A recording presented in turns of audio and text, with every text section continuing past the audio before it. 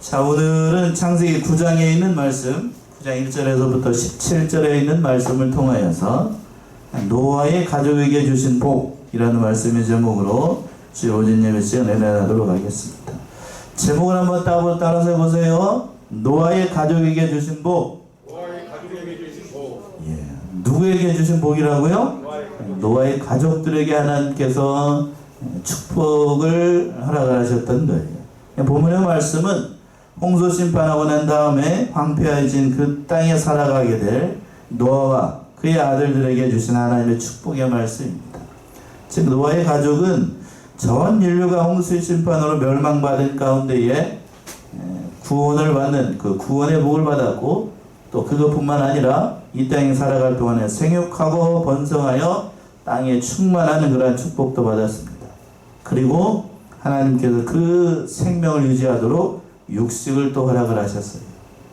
그리고 이를 증거하기 위해서 하늘에 뭐를 주시고 무지개를 통하여서 다시는 이 세상을 물로 심판하지 않겠다라고 증거를 세워주셨습니다.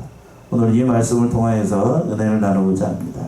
첫 번째는 노아의 가족들에게 주신 축복은 1절과 2절에 있는 것처럼 생육하고 번성하여 땅에 충만하라.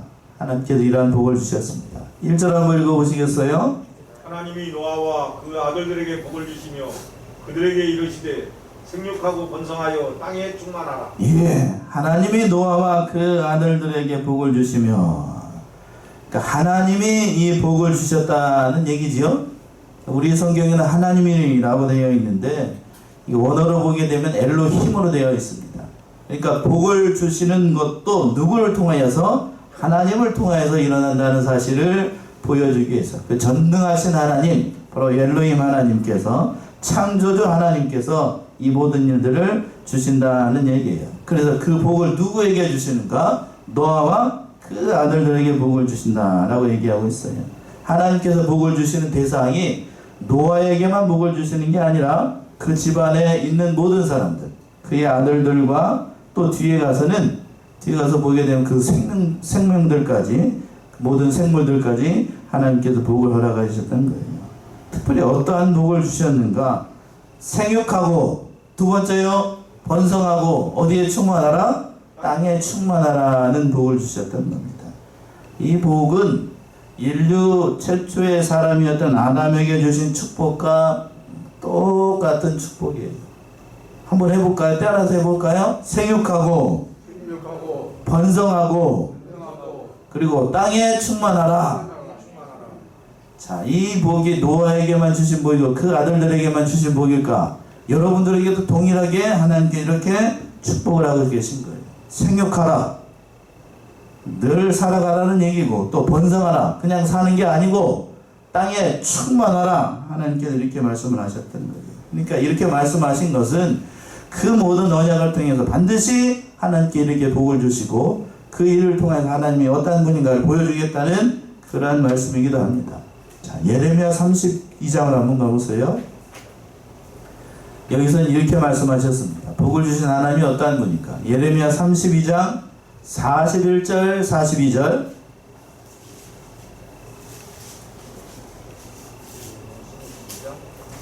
예레미야 32장 41절 42절. 내가 기쁨으로 그들에게 복을 주되 정령이 나의 마음과 정신을 다하여 그들을 이 땅에 심으리라. 나 여호와가 이같이 말하노라. 내가 이 백성에게 이 큰 재앙을 내린 것 같이 허락한 모든 복을 그들에게 내리리라.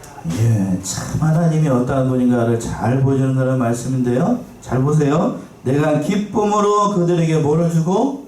복을 주되 정령이 뭐를 담는가 보세요. 나의 마음과 정신을 다하여 그들을 이 땅에 심으리라. 그러면서 하나님께서 말씀하시기를 나 여호와가 이같이 말하노라. 내가 이 백성에게 이 큰 재앙을 내린 것 같이 허락한 모든 복을 또 그들에게 내리겠다라고 얘기했어요. 그러니까 하나님은 복도 주시고 재앙도 주십니다. 지금 큰 태풍이 몰고 지금 올라오는 길이라 좀 두렵잖아요. 그것도 누가 소관하시는 일이에요? 하나님이 소관하시는 일입니다. 아무리 과학이 발달하고 또 예상한다라고 해도 그 태풍을 우리가 막을 수 있는 방법이 현재의 과학기술로는 없어요. 없습니다. 그걸 다 누가 주관하시기 때문에요? 하나님이 주관하시기 때문에. 그러니까 노아의 가족에게 말씀하셨던 이 생육, 번성, 충만의 축복도 또 하나님께서 다 주시겠다라고 약속을 하고 있었던 거예요. 이거는 물질적인 복, 육적인 복뿐만 아니라 더 나아가는 영적인 복까지 하나님께서 다 부어주시겠다는 그런 의미가 담겨 있습니다. 그런데 1절의 말씀을 보게 되면 과거 아담에게 주셨던 축복의 말씀에서 빠져 있는 내용이 있습니다. 뭔가 하면 땅에 뭐라고 되어 있냐면 생육하고 번성하고 땅에 충만하라 이 말씀만 있고 아담에게 했던 그 복에서 빠진 부분들이 있어요. 안 찾아볼 수가 없네. 1장으로 한번 가보세요. 창세기 1장 28절. 창세기 1장 28절 한번 보시죠. 그들에게 복을 주시며 하나님 생육하고 번성하여 땅에 충만하라 땅을 정복하라 바다의 물고기와 하늘의 새와 땅에 움직이는 모든 생물을 다스리라 하십니다. 예. 하나님께서 인류 최초의 인간이었던 아담에게 복을 주실 때 뭐라고 그랬냐면 하나님이 그들에게 복을 주시면 그들에게 이르시되 생육하고 또 뭐라고요? 번성하고 땅에 충만하라. 여기까지 똑같죠? 근데 그 뒤에 말씀이 없어요. 뭐가요? 땅을 정복하라. 바다의 고기와 공중의 새와 땅에 움직이는 모든 생물을 다스리라. 이게 없어요. 빠졌습니다. 왜 빠졌을까요? 그 빠진 부분이 뭘로 대처가 됐냐면 9장으로 넘어와서 2절에 보게 되면 이 말씀으로 샥 바뀌었어요. 2절 한번 읽어보세요. 2절. 땅의 모든 짐승과 공중의 모든 새와 땅에 기는 모든 것과 바다의 모든 고기가 너희를 두려워하며 너희를 무서워하리니 이들은 너희 손에 붙이었습니다. 예. 아담에게 있었던 그 축복의 말씀이 2장, 이제 9장 2절로 와서는 바뀌었어요.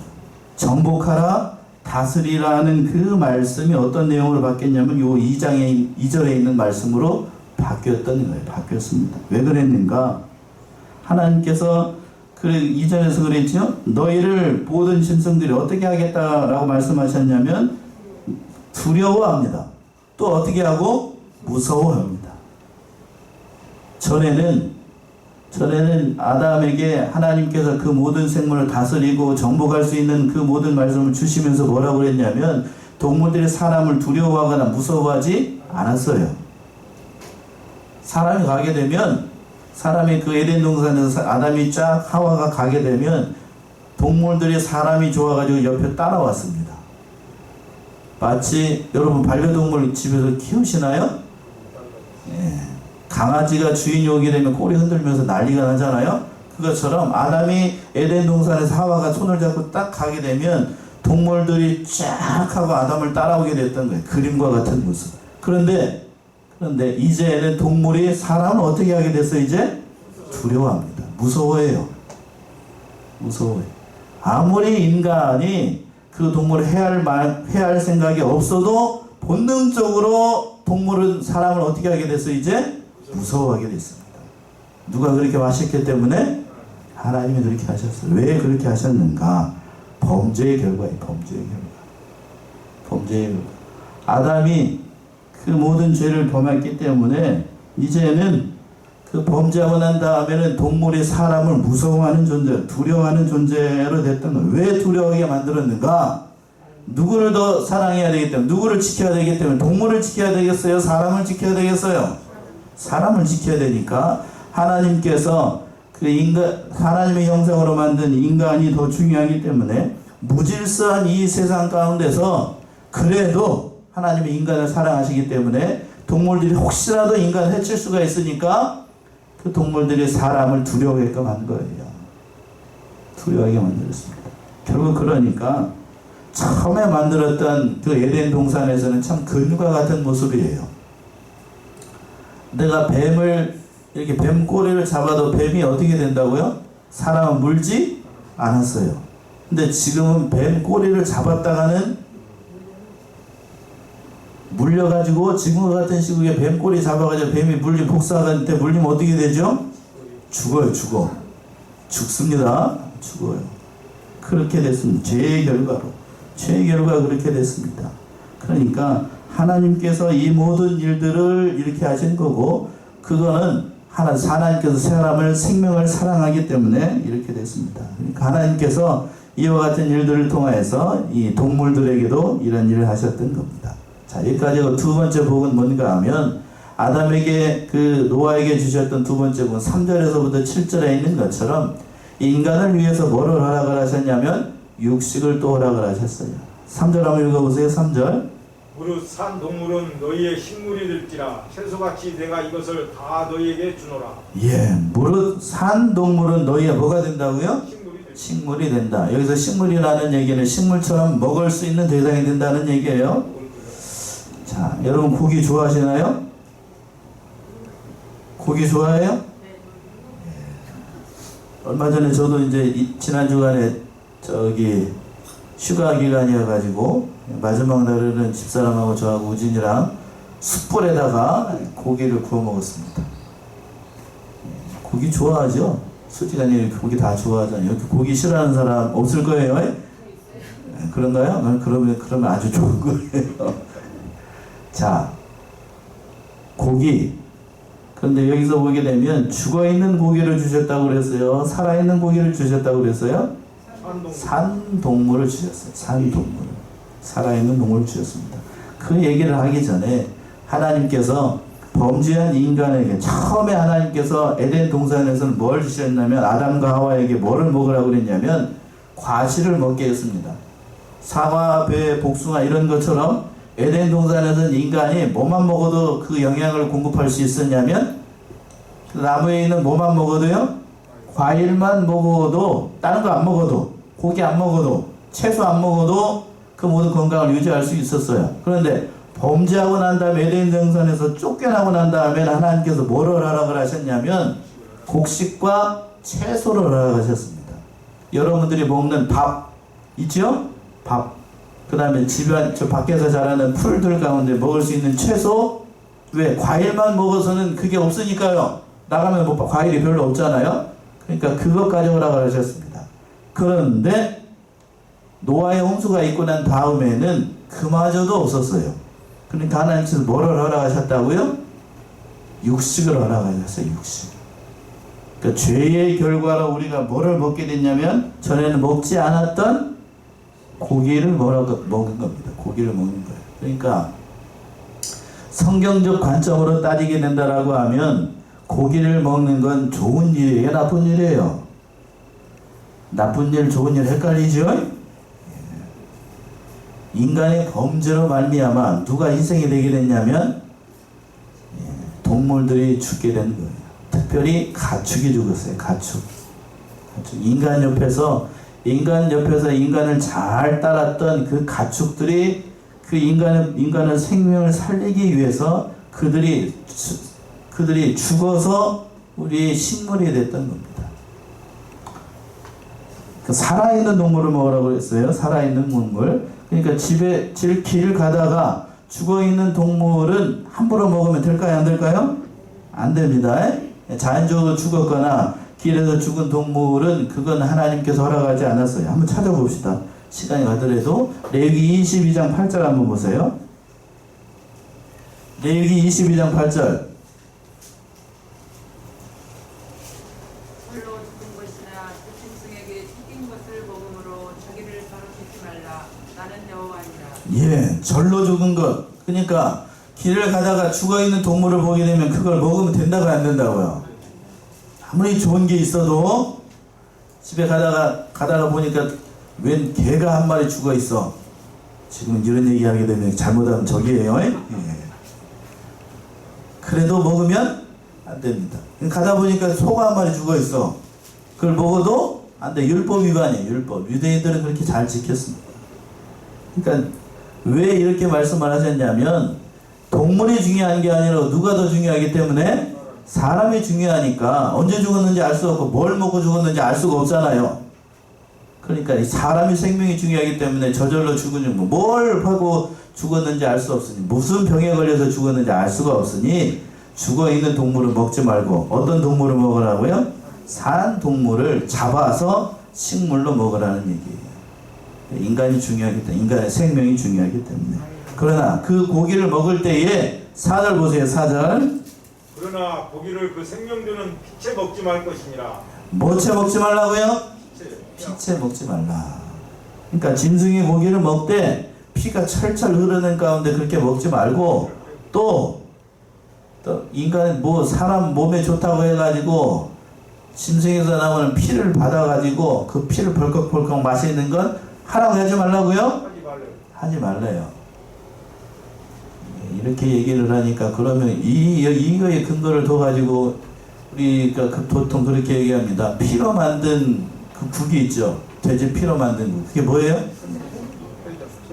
선지국이죠. 고소한데요, 목사님. 이 말씀 따라가게 되면 먹으라는 얘기, 먹지 말라는 얘기예요. 먹지 말라는 얘기예요. 그리고 돼지 피는, 돼지를 요즘 다 사육을 할 때 키울 때에는 다 항생제 덩어리, 항생제 덩어리. 항생제 안 맞히고 뭐 돼지를 키운다. 다 거짓말이요. 예? 다 거짓말이라고. 다 거짓말. 그러니까 거기에 나오는 피를 가지고 먹는 건 다 우리가 뭘 먹는 거예요? 지금 다 항생제를 먹어요, 다. 그러니까 그게 건강에도 별로 좋지 않습니다. 그것뿐만 아니고 또 율법에 보기는 이렇게 말씀했어요. 레위기 17장 한번 가보세요. 17장 11절 13절. 레위기 17장 11절 13절.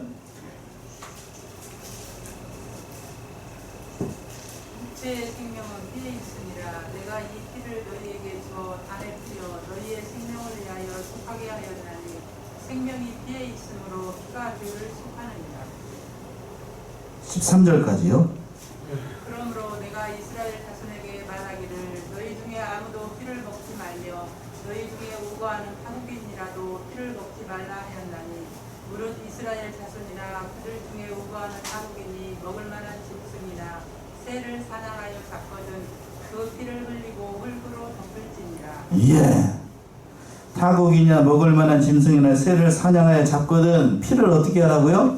흘려서 땅으로, 흙으로 덮으라고 했어요. 그러니까 건강에 목적을 해가지고 사슴, 저도 알아요.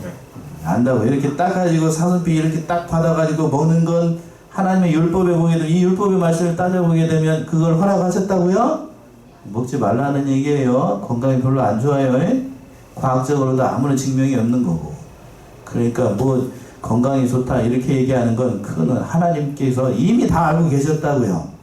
이때 무슨 그 과학적인 뭘 저기 하겠어요. 이미 하나님께서 아시고 하나님께서 인간을 더 중요하게 여기시기 때문에 피를 먹지 말라고 얘기를 했습니다. 그 자체가 건강에도 좋지 않고 과학적으로나 의학적으로나 그리고 하나님의 말씀에 위배되기 때문에 피를 먹지 말라는 얘기입니다. 이 말씀을 따라서 유대인들은 그 모든 고기를 먹을 때 피를 그냥 다 빼가지고 먹습니다. 다 빼가지고 먹어요. 여러분 우리가 소고기 사서 먹을 때에 핏물을 뺀다고 이 물에다 담궈놓고 먹지만 그래도 하얗게 될 때까지 빼지는 않잖아요.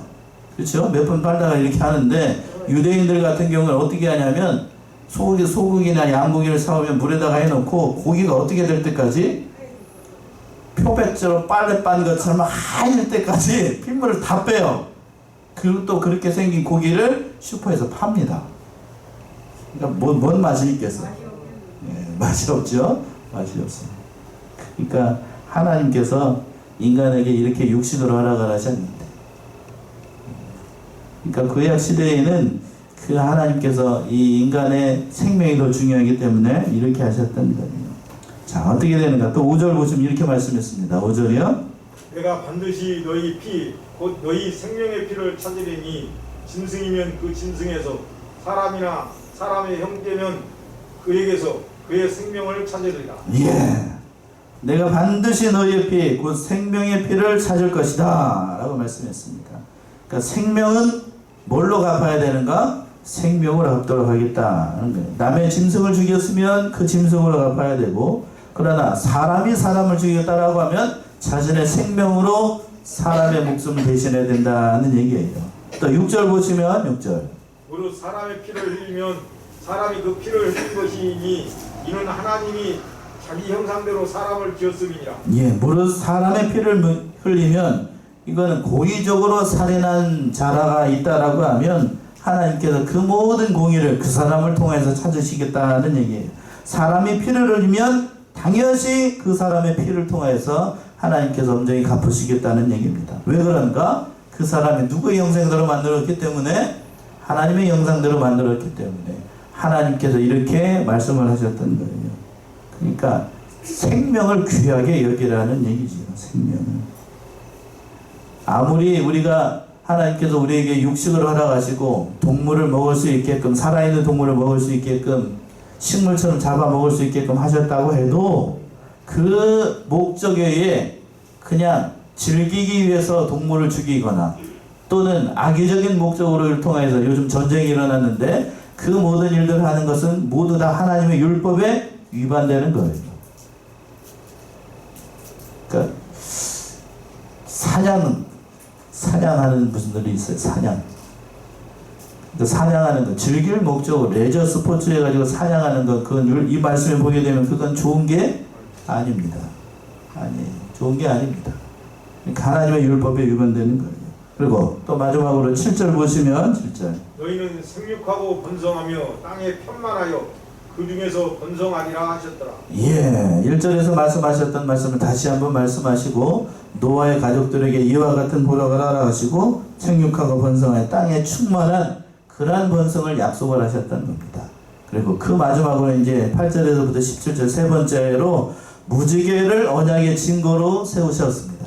그 말씀 8절과 17절에 있어요. 8절 보시면 하나님이 노아와 그와 함께한 아들들에게 일러 가라사대 내가 내 언약을 너희와 너희 후손과 너희와 함께한 모든 생물 곧 너희와 함께한 새와 육축과 땅의 모든 생물에게 세우리니 방주에서 나온 모든 것 곧 땅의 모든 짐승에게이라. 예, 하나님이 노아와 그와 함께한 모든 아들들에게 그 언약의 말씀들을 일러주셨습니다.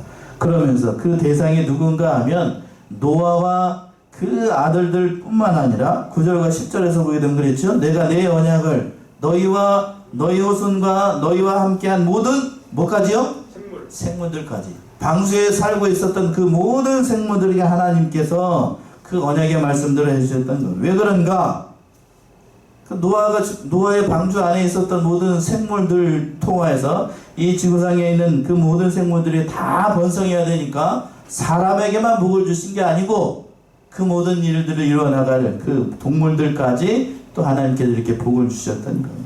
바로 새 역사의 창조의 주인이 그 이슬이기 때문에 하나님께서 그 노아의 영향력 안에 있는 모든 동물들까지 또 하나님께서 이렇게 복을 주셨던 겁니다.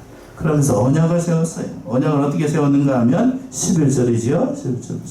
내가 너희와 언약을 세우리니 다시는 모든 생물을 홍수로 멸하지 아니한 것이라. 예. 생물할 홍수가 다시 있지 아니하리라. 예. 다시는 모든 생물을 뭘로 멸하지 않겠다고요? 홍수로 멸하지 않겠다. 노아의 그 홍수 심판이 일어났던 것처럼 전 지구가 물로 잠기는 그러한 심판을 하나님께서 하시지 않겠다는 얘기예요. 그러나 이제 밑에서 이제 태풍이 올라오고 있는데 태풍도 물재앙 아닌가요?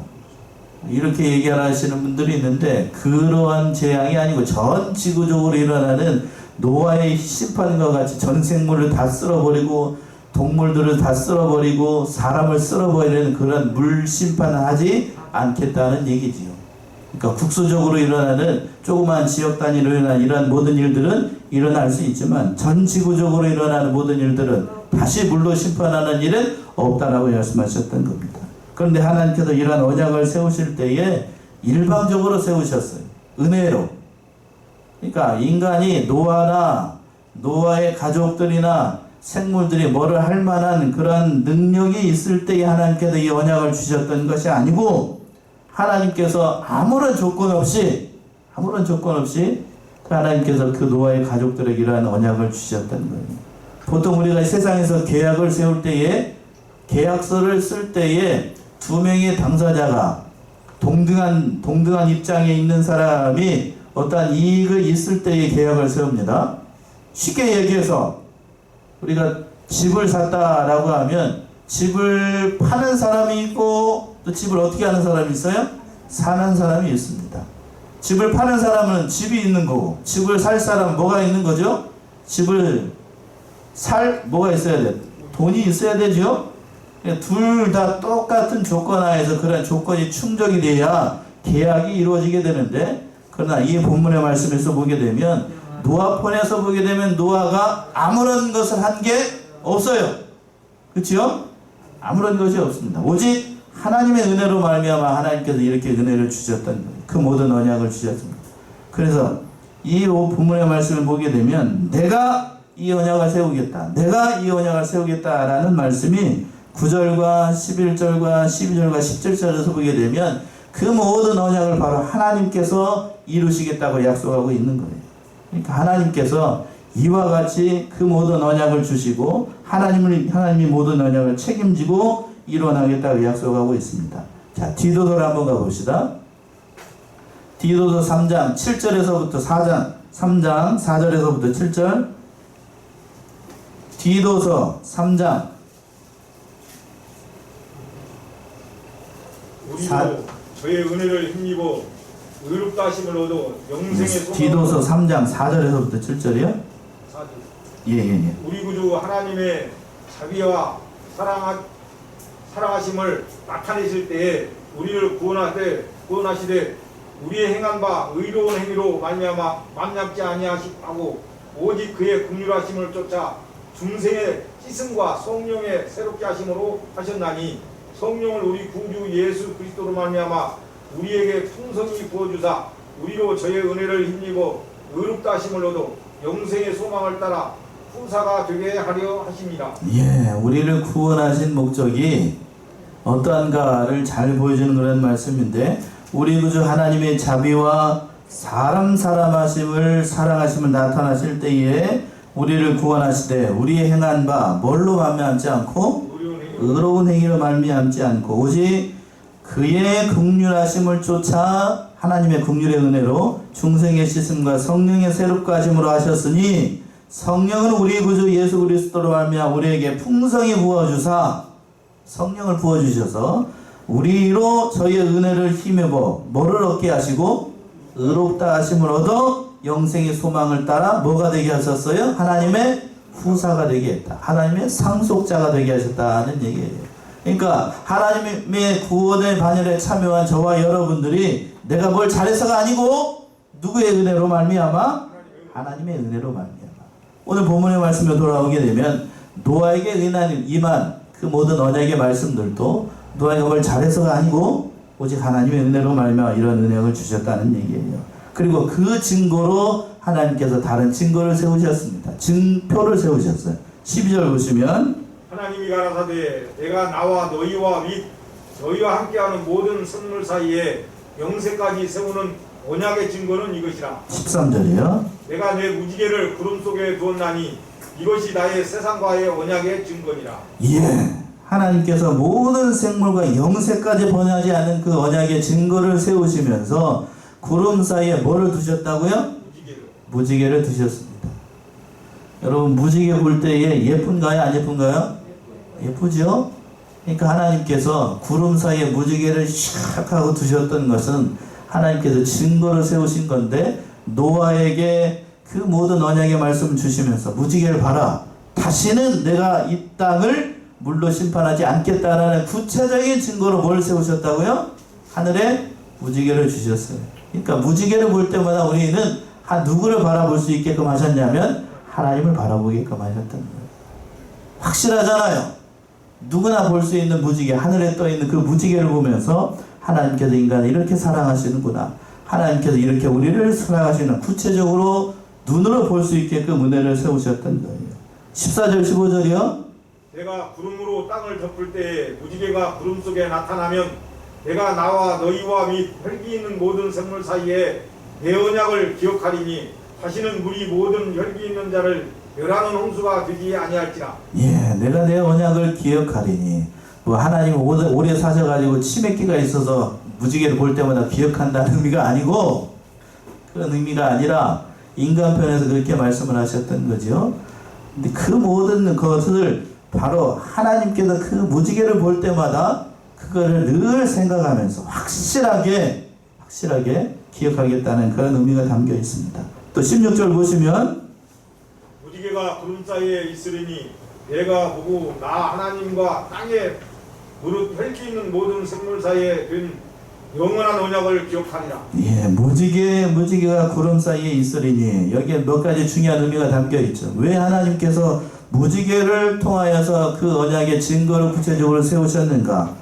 이명현 목사님 그렇게 말씀하셨습니다. 첫 번째는 구름이 뜰 때마다 이 언약을 믿고 다시 홍수가 날까봐 두려워하지 않도록 하기 위해서. 사람이 그렇죠? 구름이 일어날 때마다 지금 이제 비가 올 것 같이 구름이 잔뜩 껴 있잖아요. 그 구름이 일어날 때마다 노아와 노아의 가족들 한번 생각해 보자고요. 그 모든 사람들이 다 죽고 생물들이 다 죽었는데 비만 오게 되면 요새 말로 트라우마가 생기겠죠. 그러니까 노아의 가족들이 그 구체적으로 이렇게 보여주셨던 거고, 또 사람이나 짐승이나 눈을 들게 되면 가장 잘 보이는 것으로 하나님께서 구체적으로 은혜를 세우셨던 거예요. 무지개를 보게 되면 사람도 보고 또 짐승도 보고 다 볼 수 있게끔 하는 그런 방법을 통하여서. 그리고 또 하나님은 그 진노 중에도 긍휼의 은혜를 베푸시는 하나님이라는 사실을 보여주기 위해서 구체적으로 무지개를 통해서 이렇게 언약의 증거를 세우셨던 겁니다. 그래서 17절이요. 마지막 17절. 하나님이 노아에게 또 이르시되 내가 나와 땅에 있는 모든 생물 사이에 세운 언약의 증거가 이것이라 하셨더라. 예, 하나님께서 구체적으로 무지개를 통해서 언약을 세우시고 만고불변의 그 모든 그 언약을 세우셔서 노아의 가족들에게 이러한 복을 주셨던 거예요. 그러니까 노아의 가족이 홍수 심판을 이기고 큰 축복을 받았던 것처럼 돌아오는 토요일이 아마 우리 추석일 것 같아요. 그렇죠? 추석에 하나님께서 이러한 복을 주셨다는 사실을 깨닫고 참으로 노아의 가족들이 그 죄악된 세상에서 구원을 받고 생육하고 번성하고 축복된 그 모든 복을 받고 또 특별히 육식을 허락을 받고 그 또 무지개 언약을 통해서 만고불변의 그런 언약을 세우셨던 것처럼 우리 사랑하는 성안의 성도님들도 노아에게 주셨던 그 축복의 말씀들이 우리 가정에도 이루어지고 그 모든 복들이 그 모든 복을 통하여서 하나님 앞에 영광을 올려드리는 복된 성도님들 다 되시기 바랍니다. 기도하겠습니다.